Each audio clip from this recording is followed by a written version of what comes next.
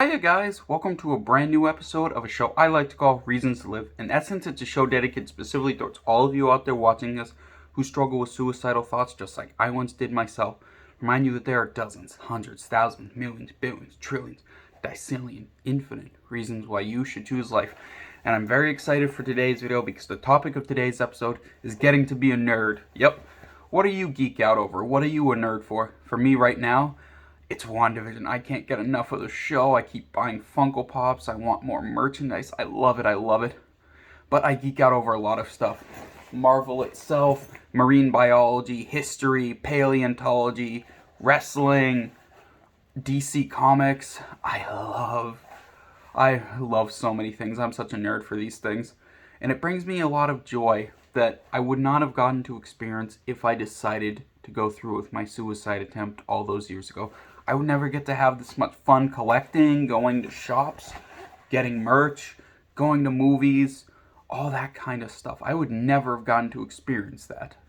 And I'm grateful for choosing to live that night because it means I get to stay around and geek out and find new things to geek out over. And here's the thing.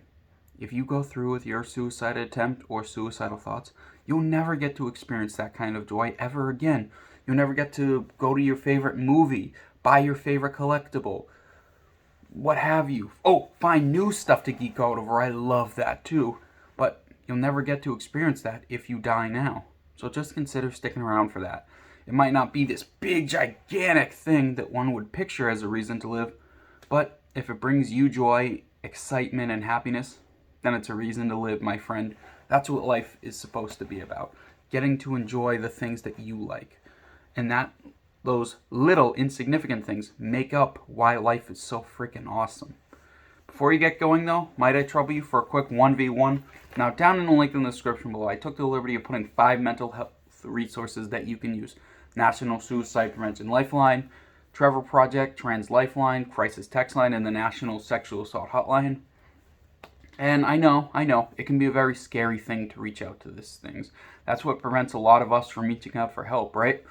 It was very scary to me when I was dealing with suicidal thoughts, but I made the right choice in choosing help, and I know you're strong enough to make that choice too.